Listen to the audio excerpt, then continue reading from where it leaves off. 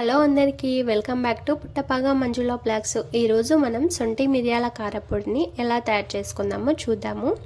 దానికోసం కావాల్సిన పదార్థాలు పక్కన పెట్టుకొని పొయ్యి మీద బాండిల్ పెట్టుకొని 1 టేబుల్ స్పూన్ ఆయిల్ వేసుకొని మిరపకాయలను దోరగా 2 నిమిషాల పాటు వేయించుకోవాలి.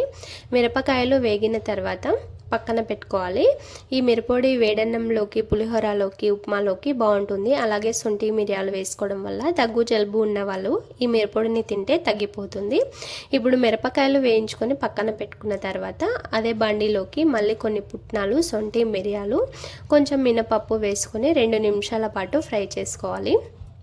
ఈ మధ్య చిన్నపిల్లలు పెద్ద పిల్లలు అనే తేడా లేకుండా, ఆడ మగ అనే తేడా లేకుండా అందరికీ హెయిర్ ఫాల్ స్టార్ట్ అవుతుంది కదా. హెయిర్ ఫాల్ మొత్తం పోయి హెయిర్ గ్రోత్ రావడానికి కొంచెం కరివేపాకును కూడా వేసుకొని వేయించుకోవాలి.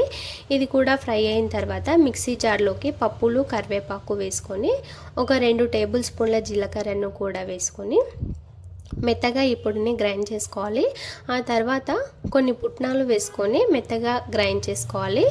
ఈ పొడి ఇలా తయారైన తర్వాత వేయించుకొని పక్కన పెట్టుకున్న మిరపకాయలు ఉంటాయి కదా, అవి కూడా వేసుకొని మెత్తగా మిక్సీ పట్టుకోవాలి.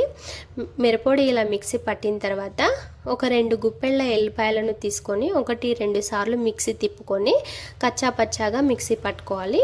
ఆ తర్వాత మిరపొడి ఇలా మెత్తగా కాకుండా గ్రైండ్గా ఇలా కచ్చా పచ్చాగా మిక్సీ పట్టుకొని పక్కన పెట్టుకోవాలి. ఇప్పుడు దానిలోకి తాలింపును రెడీ చేసుకుందాము. గ్యాస్ ఆన్ చేసుకొని పొయ్యి మీద బాండిల్ పెట్టి 2 టేబుల్ స్పూన్ల ఆయిల్ వేసుకోవాలి. నాకైతే ఈ కారపొడికి 2 టేబుల్ స్పూన్ సరిపోతుంది. తర్వాత 1 టేబుల్ స్పూన్ ఆవాలు, 1 టేబుల్ స్పూన్ జీలకర్ర వేసుకొని మరో గుప్పెడు ఎల్లిపాయలను పొట్టు తీసుకొని కచ్చాపచ్చగా దంచుకొని వేసుకొని దోరగా వేయించుకోవాలి. ఎల్లిపాయలు కూడా ఇలా వేగిపోయిన తర్వాత 2 మిరపకాయలను వేసుకొని తాలింపును రెడీ చేసుకొని గ్యాస్ ఆఫ్ చేసుకొని ఇప్పుడు మిక్సీ పట్టుకున్న కారపొడిని అందులో వేసుకొని మొత్తం కలుపుకోవాలి. కలుపుకున్న తర్వాత ఇందులోకి టేస్ట్ తగినంత ఉప్పును కూడా వేసుకొని మిరపకాయల్లోనే మిక్సీ పట్టుకొని ఇలా గాజు సీసాలోకి స్టోర్ చేసుకున్నారంటే 2-3 నెలలు నిల్వ ఉంటుంది. వీడియో నచ్చితే లైక్ చేసి ఛానల్ని సబ్స్క్రైబ్ చేయండి.